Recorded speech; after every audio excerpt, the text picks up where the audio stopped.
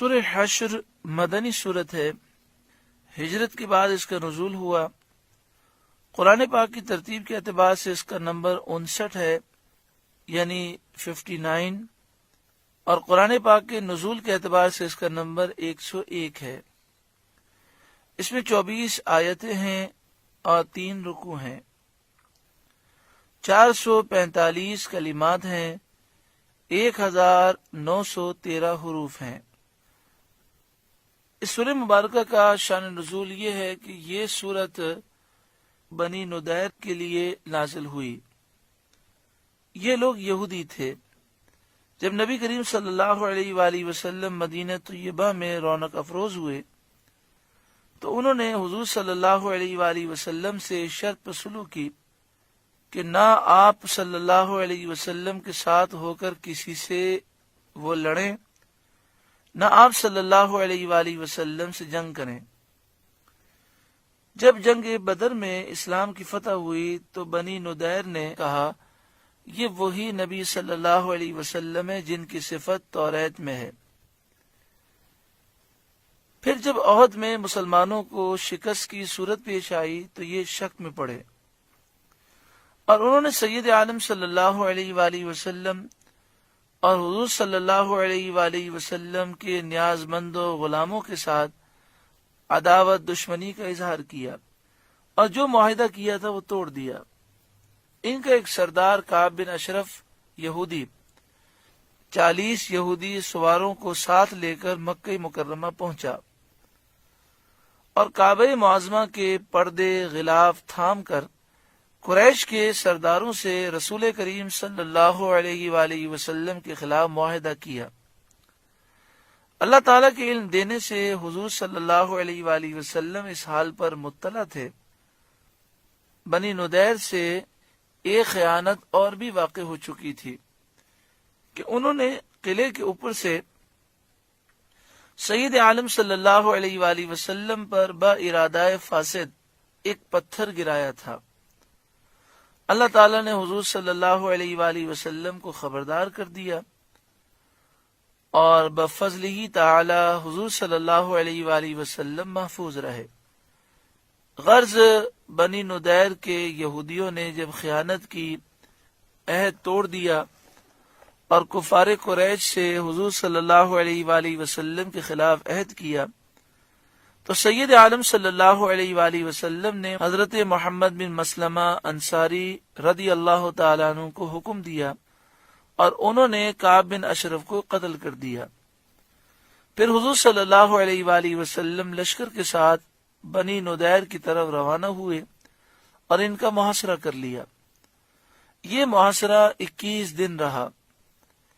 اس درمیان میں منافقین نے یہودیوں سے ہمدردی اور موافقت کے بہت معاہدے کیے، لیکن اللہ تعالیٰ نے ان سب کو ناکام کیا، یہودیوں کے دلوں میں رعب ڈالا۔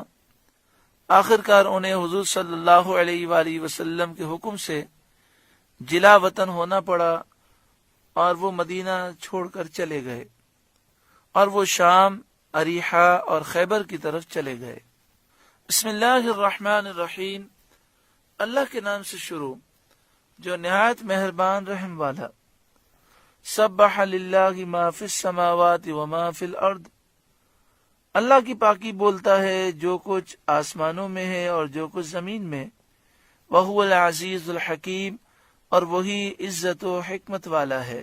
هو الذی اخرج الذین کفروا من اہل الکتاب من دیارہم لأول الحشر، وہی ہے جس نے ان کافر کتابیوں کو ان کے گھروں سے نکالا ان کے پہلے حشر کے لیے، پہلے انجام کے لیے۔ کافر کتابیوں سے مراد بنی نضیر کے یہودی ہیں۔ ان کے گھروں سے نکالا وہ گھر جو ان کے مدینہ طیبہ میں تھے، اور یہ ان کی جلا وطنی ان کا پہلا حشر ہے، پہلا انجام ہے۔ اور دوسرا انجام، دوسرا حشر ان کا یہ ہے کہ امیر المومنین حضرت عمر رضی اللہ تعالیٰ عنہ نے انہیں اپنے زمانہ خلافت میں خیبر سے شام کی طرف نکالا۔ یا آخری انجام، آخری حشر میدان قیامت کا حشر ہے۔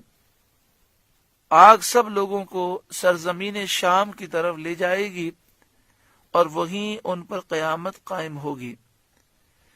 اس کے بعد مسلمانوں سے خطاب فرمایا جاتا ہے، ما ظننتم ان یخرجوا، اے مسلمانوں تمہیں گمان نہ تھا کہ وہ نکلیں گے، اے مسلمانوں تمہیں گمان نہ تھا کہ وہ مدینہ منورہ سے نکلیں گے، کیونکہ وہ بہت قوت والے، بہت بڑے لشکر والے تھے، مضبوط قلعے رکھتے تھے، ان کی تعداد بہت زیادہ تھی، جاگیر تھی، بہت ان کے پاس مال تھا، تو تم ان کی قوت کی وجہ سے سمجھتے تھے کہ یہ کبھی مدینہ شریف سے جلا وطن نہیں ہوں گے۔ وَظَنُّوا أَنَّهُمْ مَانِعَتُهُمْ حُصُونُهُمْ مِنَ اللَّهِ، اور وہ سمجھتے تھے کہ ان کے قلعے انہیں اللہ سے بچا لیں گے، یعنی بنو نضیر کے یہودی یہ سمجھتے تھے کہ ان کے قلعے اللہ کے عذاب سے انہیں بچا لیں گے۔ فَأَتَاهُمُ اللَّهُ مِنْ حَيْثُ لَمْ يَحْتَسِبُوا، تو اللہ کا حکم ان کے پاس آیا جہاں سے ان کا گمان بھی نہ تھا، یعنی خطرہ بھی نہ تھا کہ مسلمان ان پر حملہ آور ہو سکتے ہیں۔ وَقَذَفَ فِي قُلُوبِهِمُ الرُّعْبَ، اور اللہ نے ان کے دلوں میں رعب ڈالا، کیونکہ جب حضرت محمد بن مسلمہ انصاری رضی اللہ تعالیٰ عنہ نے ان کے سردار کعب بن اشرف کو قتل کر دیا تو یہ رعب میں مبتلا ہو گئے اور مسلمانوں سے ڈر گئے۔ یخربون بیوتہم بأیدیہم، کہ اپنے گھر ویران کرتے ہیں اپنے ہاتھوں، ان کو ڈھاتے ہیں تاکہ جو لکڑی وغیرہ انہیں اچھی معلوم ہو وہ جلا وطن ہوتے وقت اپنے ساتھ لے جائیں۔ یعنی جب مسلمانوں نے 21 دن ان کا محاصرہ کیا تو انہوں نے اپنے لکڑی کے مکانات گرانے شروع کر دیے اور ہر چیز اکھڑنا شروع کر دی تاکہ جو بھی کام کی چیز ہے وہ اپنے ساتھ مدینہ شریف سے باہر لے جائیں۔ یخربون بیوتہم بأیدیہم، کہ اپنے گھر ویران کرتے ہیں اپنے ہاتھوں، وأیدی المؤمنین، اور مسلمانوں کے ہاتھوں، کہ ان کے مکانوں کے جو حصے باقی رہ جاتے تھے انہیں مسلمان گرا دیتے تھے تاکہ جنگ کے لیے میدان صاف ہو جائے۔ فَاعْتَبِرُوا يَا أُولِي الْأَبْصَارِ، تو عبرت لو اے نگاہ والوں، اے غور و فکر کرنے کی صلاحیت رکھنے والوں، عبرت حاصل کرو کہ اللہ جسے چاہے غلبہ عطا فرمائے۔